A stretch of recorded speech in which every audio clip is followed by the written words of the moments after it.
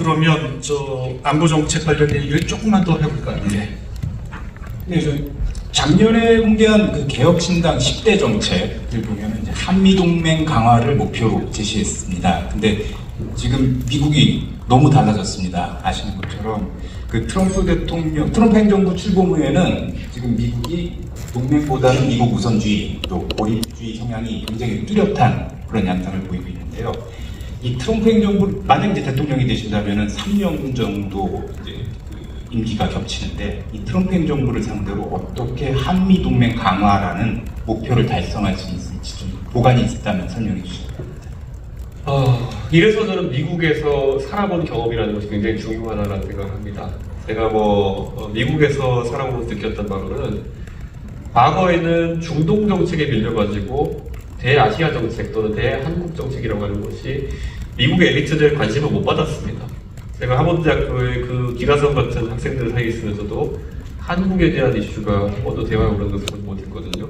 한국의 위상이 그때보다 많이 올라가긴 했지만 지금도 대중국 외교의 종속 변수 정도로 취급되고 있는 것이 대한민국 외교의 이제 현실입니다. 때문에 그것에 대해서 우리의 위치가 사실 미국 국민들에게도 명확하지가 않습니다. 그래서 가끔 영화 같은 데 보면 이제 노스냐 사우스냐 이렇게 이제 물어보는 것들이 희화화의 미국으로 등장하기도 하고. 근데 그래서 저는 윤석열 대통령 시기의 외교라는 것이 한미 동맹을 강화하겠다는 취지였지만은 굉장히 그것도 수박 겉핥기 같다는 생각이 드는 겁니다. 일례로 윤석열 대통령이 가서 의회 연설 같은 거 할 때 저는 굉장히 기회였다 생각하거든요. 의회 연설이면 미국의 의사결정자들이 사실 한국에 대한 관점을 갖게 되는 계기일 텐데 거기서 사실 할 수 있는 가장 안 좋은 선택이 한국 전쟁 때 우리 도와주셔서 감사합니다. 우리 잊지 않고 있습니다. 땡큐 베리머치 이거 하고 나오는 것인데 그걸 했어요. 예. 한국은 지금까지 수십 년간 미국의 안보 정책에 동참해가지고 우리도 많은 희생과 그리고 고생을 겪어왔습니다. 베트남 전부터 시작해가지고 걸프전 때도 우리가 일정한 역할을 했고 테러와의 전쟁, 아프가니스탄 전쟁, 우크라이나 전쟁에서 우리가 일정한 역할을 하고 있는데 그런 것들을 사실 미국의 의원들도 몰라요. 근데 그런 것들을 통해 가지고 저는 한국의 위상을 제고하는 것이 굉장히 중요하다라는 생각하고 거기에 대한 외교적 노력을 굉장히 드리겠습니다. 제가 미국에서 방문하는 의원들이나 이런 사람들에 대해서도 제가 대통령이 된다면은 정말 하나하나 살갑게 대하면서 그런 문제 인식을 좀 강화하겠다라는 말씀을 드리고요. 미국의 변화된 어떤 그런 상황에 대해 가지고 한국도 맞춰갈 필요가 있다. 아까 제가 트럼프의 관세 정책은 성공할 수가 없다라는 말씀을 드렸잖아요. 유럽과 미국의 관계도 상당히 오래됐는데 트럼프가 유럽에 대해 가지고 그런 어떤 나토의 역할을 축소하려 한다는 이럴 때 유럽이 공동 대응을 시작하고 있습니다. 캐나다와 멕시코는 사실 미국과 틀어질 수가 없는 나라인데 지금 상황에서 캐나다 같은 경우에 굉장히 센 어조의 발언들을 하기 시작하거든요. 저는 대한민국도 냉정하게 말하면은 그런 어떤 상황에 맞는 태도 변화가 필요하다라는 생각을 합니다. 그래서 저는 트럼프 행정부에게 할 말은 하는 외교를 좀 하게 되는 것이 아닌가. 그것이 한미 관계의 변화이다. 그런 생각을 합니다. 트럼프한테 저는 가장 먼저 이런 얘기 할 겁니다. 지금 한국에 대해 가지고 여러 가지 무역 장벽을 높이는 순간 가장 타격을 입게 될 곳은 아마 미국에 있는 자동차 산업과 그리고 전자산업, AI 관련 산업일 것이다. 엔비디아의 공급망 체인이 있어가지고 한국이 이천에서 만들어진 HBM의 역할이 얼마나 중요한지 알고 있지 않느냐. 저는 이런 지렛대를 바탕으로 해가지고 선명한 외교를 해야 된다. 저는 그런 생각하는 거고요. 사실 새로운 도전일 수 있겠습니다만은 저는 그 방향성이 옳다고 봅니다. 네, 좀 추가해서 좀 질문을 드릴 게 이제 그런 미국의 또 변화, 그다음에 동아시아와 모든 하여튼 이 한반도뿐만이 아니라 동아시아와 그다음에 전 세계적으로 지역의 변화가 있는데요. 특히 이제 중국 관련해 가지고 중국은 이런 상황에서 한미 동맹, 그다음에 또 한미일 협력 이거에 틈을 벌리기 위해서 한국에 꽤 공세적인 입장을 취할 가능성이 있고 또 실제로 또 지금 그런 모습도 보이고 있습니다. 중국과의 관계는 어떻게 나가야 될지 좀 설명 부탁드립니다. 저희가 이제 중국과의 관계에서 좀 조심해야 되는 건 중국이 굉장히 경제적 위기에 빠져 있는 것은 사실인 것 같습니다. 그 공급을 최대한 확대해가는 형태의 중국 경제성장 모델에서 지금은 중국의 공급만큼 세계가 소비를 해주지 못하는 상황 속에서 물량 밀어내기 하고 있는 상황이거든요. 가장 대표적인 게 철강이나 이런 곳에 있어서 한국의 포스코가 지금 이제 위협받고 있는 상황 같은 것도 중요하고요. 우리가 최근에 작년 같은 경우만 해도 알리 캐무발 대란 같은 것이 있었습니다. 어떻게 1불짜리 물건을 샀는데 배송비도 없이 한국까지 날아 들어오냐. 그것은 공급을 통해가지고 물량 밀어내기를 중국이 하고 있다는 그런 이야기거든요. 저는 우리가 대중국으로는 적절한 환율 정책 같은 것을 저희가 펴서 그런 일이 실제 우리 산업 자체를 무너뜨리지 않게 하는 것이 중요하다. 지금 포항이나 이런 것들 가보면은 철강산업 같은 경우 굉장히 위험한 상황이 됐고 여수에도 석유화학단지가 지금 이제 사실상 경쟁력을 잃어가고 있는 상황이거든요. 이걸 방어하기 위한 적절한 비과세 장벽 그리고 적절한 또 환율 정책 같은 경우에는 우리가 꼭 필요하다. 그 과정에서 미국과 보조를 맞춰야 될 부분이 있으면 또 그거 맞춰야 되는 것이고요. 제가 최근에 쓰기 시작한 용어가 미국에만 러스트벨트가 있는 것이 아니다. 우리나라에도 러스트벨트가 있다. 국가산단, 구미, 아니면 또 온산, 아니면은 또 포항, 상원, 군산 이런 곳들의 문제에 대해 가지고 대중국 정책 저희가 잘 만들어야 된다. 이런 강조를 하고 싶습니다. 네, 또 한 가지 더 여쭤보겠습니다. 이 의원님 그 지지층이 이제 젊은 세대 중에서는 상당히 지금 남북 통일을 선호하는 그 비율이 꾸준히 이제 줄어들고 있다는 조사가 있습니다. 그 밀레니얼 세대 중에서는 통일보다는 평화 공존이 낫다. 뭐 이런 이런 의견을 갖고 있는 분이 60%에 달한다는 조사도 있는데요. 그 이 후보님 통일관에 대해서 좀 설명해 주시기 바랍니다. 과거에는 이제 평화적 흡수 통일이라는 단어를 쓰신 걸로 기억이 되는데 남북 통일이나 대북 관계에 대해서 어떤 입장이 있을까요? 저는 제가 90년대 때 제가 받았던 통일 교육이라는 건 정말 쓸모없는 교육이었구나라는 걸 느끼게 됩니다. 왜냐하면 우리가 그때 뭐 초등학교, 중학교 때 있긴 하지만은 뭐 아이스크림 얼음 보숭이라고 한다. 이거 무슨 의미가 있는 교육입니까? 그런데 사실 오히려 통일을 앞두고 젊은 세대가 조금 더 고민해봐야 될 지점은 만약 통일이 현실화되면은 우리가 제도상에 어떤 판단을 해야 될 것이냐.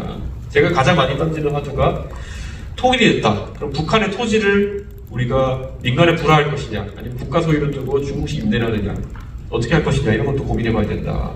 아니면 n분의 1 해가지고 북한 사람들의 새 출발 자금으로 줘야 되는 것이냐. 이거 한번 논의지 않고. 자, 그러면 김정은을 어떤 사람으로 규정할 것이냐. 우리는 사실 천안함 사태, 천안함 폭침 등을 일으킨 굉장한 범죄자로 지금 보고 있는 관점이 공식적인 관점인데, 그럼 만약에 김정은이 평화통일에 합의하게 되면 그 사람한테 면책을 할 것이냐. 동독과 서독의 관계에 있어서 가지고 그때는 물론 서독이 동독 흡수통일한 것이지만 서독은 호네커를 법정에 세웠습니다. 호네커가 동독 주민이 탈출하는 것을 총살하도록 했다는 것 때문에 호네커를 법정에 세우고 재판받다 죽었거든요. 김정은한테도 그렇게 하게 되냐? 그러면 김정은이 호의적으로 반응할 텐데 북한이 어떤 것까지 인정하겠느냐? 우리가 국립묘지가 있다 그러면 혁명 열사람도 국립묘지를 인정할 것이냐? 이런 주제를 던지면은 오히려 통일에 대해서 더 젊은 세대가 가깝게 느껴지고 재밌게 생각합니다. 이런 화두들에서. 그런데 지금까지는 사실 이런 것들이 테이블에 많이 안 올라왔었거든요. 그래서 적극적으로 그걸 테이블에 올리고 싶고요. 통일을 저는 하나의 기회로 봅니다.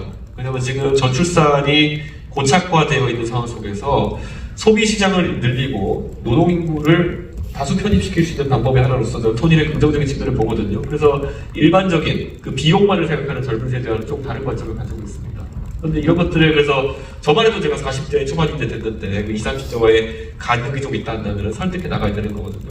저는 그래서 이런 새로운 아젠다들을 많이 테이블에 던져놓고 싶다. 그런 생각입니다. 그리고 제가 흡수 통일을 얘기했던 거는요. 80년대까지였으면 모르겠지만 이제 북한의 제도 중에서 건질만한 게 없는 것 같습니다. 북한의 경제제도, 교육제도 뭐 이런 것들 하나도 건질 게 없기 때문에 우리 체제로 완전한 통일이 이루어질 것이다. 그런 생각을 하기 때문에 그런 말씀 드리고. 짧게 하나 질문 드리겠습니다.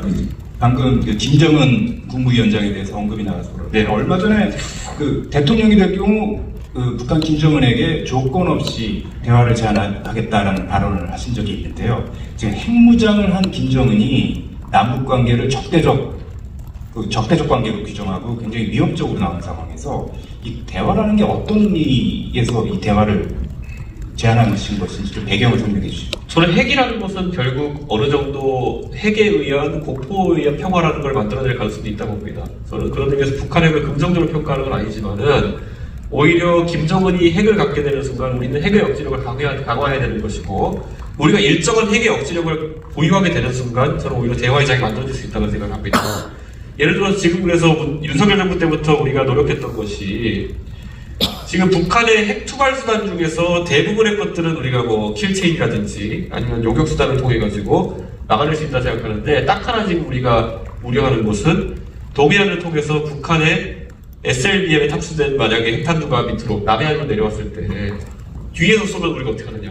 레이더 전부 다 북쪽으로 향하고 있는데. 그래서 우리가 거기에 대해서 막아내기 위해서는 호주가 하는 것처럼 그 핵 추진 잠수함을 획득해가지고 그 북한 SLBM 탑재 잠수함에 대한 상시 감시 체계를 만들어야 된다. 요 정도의 핵 저지력과 완성된다고 한다면은 저는 우리가 충분히 북한과의 협상에 나설 수 있는 상황이고 그 과정 속에서 저는 김정은이라는 사람을 사실 우리가 얼마나 세밀하게 이렇게 파악하고 있냐에 대해서는 아직까지 좀 부족한 부분이 있다고 생각하거든요.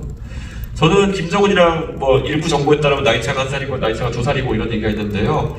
비슷한 연령대 그리고 김정은도 스위스에서 서구적인 교육을 받았던 사람으로서 어느 정도 다른 지점을 찾을 수 있는 부분이 있다. 그리고 김정은도 지금까지 뭐 자기랑 20살 가까이 나이 차이 나는 지도자들을 만나서 얘기할 때랑 저를 만났을 때 느낌은 좀 다를 수 있다. 그런 생각을 하고 있습니다. 그래서 저는 오히려 핵의 힘의 균형이나 이런 쪽 속에서 뭐 외교의 다른 장면들이 싹텄던 것처럼 고르바초프의 해빙무드라든지 아니면 뭐 핑퐁 외교라든지 이런 것들이 싹텄던 것처럼 새로운 전기가 마련될 수 있는 것이 바로 이준석 정부에서의 가능성이라고 봅니다. 외교부 질문 관련해서 지금 플로우에서 질문이 있어서 마침 이 기회에 소개를 좀 드리겠습니다. 중앙일보 논설위원님 장세정 관한 클럽 회원께서 질문 주신 건데요. 두 가지 다 좀 간략하게 답 주시면 될 것 같습니다. 이제 보수 정당에서 지금 내놓는 것이 핵 자강론 뭐 얘기 많이 합니다. 자체 핵무장도 있고 전술핵 재배치도 있고 아니면 일본 수준의 핵 재처리 기술을 갖춘 것 뭐 이런 것이 있는데 관련된 생각이 어떤 건지 간단히 좀 설명해 주셨으면 좋겠고 트럼프와 새로운 대통령이 탄생해서 가령 이준석 후보가 대통령이 되는 경우에 주한미군을 감축하겠다. 대만 해협에 아주 적극적으로 주한미군을 투입하겠다고 할 때 거기에 대한 대응이나 견해는 어떠신지 좀 설명해 주십시오.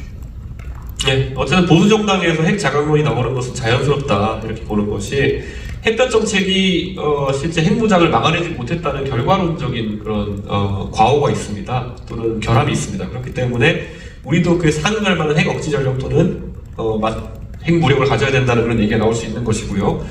다만 이게 저는 완벽하게 NPT를 탈퇴하고 저희가 핵 탄두를 만드는 것까지 도달해야 되느냐, 아니면 아까 제가 얘기한 것처럼 핵 억지력을 위한, 물론 이제 핵의 군사적 이용을 어느 정도 하는 것이긴 하지만 핵 농축을 통해 가지고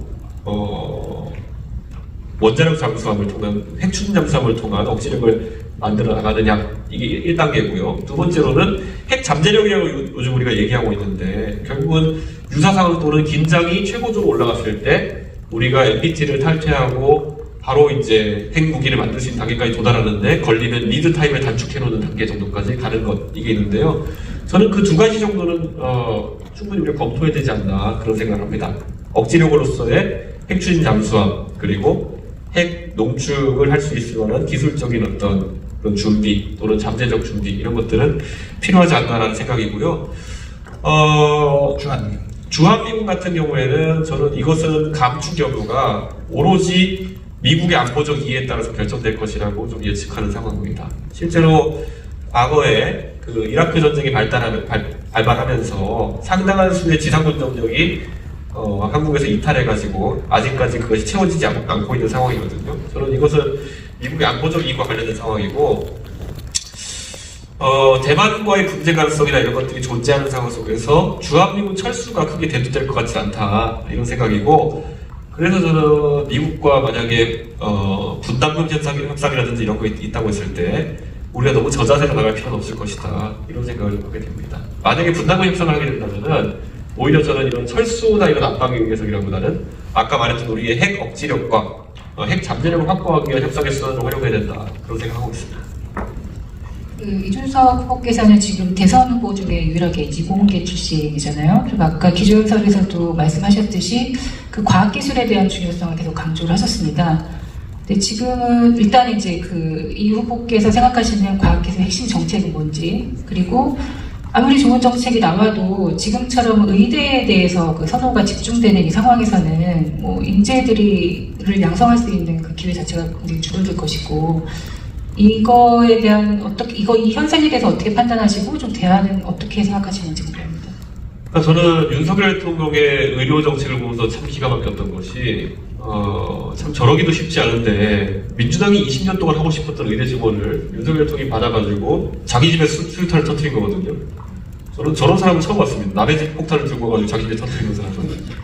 민주당도 차마 말을 못 꺼내던 그런 거를 자기가 들고 와가지고 개혁이랍시고 해가지고 의료 시스템을 다 망가뜨리는 이런 경우 처음 봤는데, 우리가 이제 전형적인 그 의료 개혁이나 이런 걸 한다고 하면서 너무나도 가볍게 생각하고 다녔던 것 같은 게, 그 논리 들어가 보면 낙수 의사론이라고 OECD 통계밖에 없거든요. OECD 통계 비해가지고 의사수가 적다 뭐 이런 거.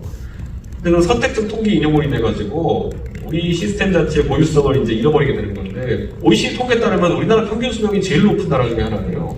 그러면 의사수는 적지만 의료는 잘 되고 있다는 얘기인데 이걸 어떻게 받아들여야 되느냐. 그래서 그런 섣부른 개혁에 대해 가지고 굉장히 문제의식을 갖고 있고, 그래서 저는 의대 증원이 필요하지 않다는 입장을 저희 개혁신당에서 꾸준히 이야기해 왔던 것이거든요. 저희 개혁신당만 의대 문제에 대해 가지고 선명한 입장을 밝혀왔던 것이기 때문에 역시 이번에도 개혁신당이 결국은 이런 판단에 있어서 상당히 옳았다라는 그런 평가를 듣고 있는 지점도 있고요. 저는 이공계 인력들이 이공계에서 R&D 또는 사업에 집중할 수 있게 하는 아주 중요한 것 중에 하나는 결국 떼돈을 벌 수 있는 가능성에 대해 가지고 희망을 높여주는 것입니다.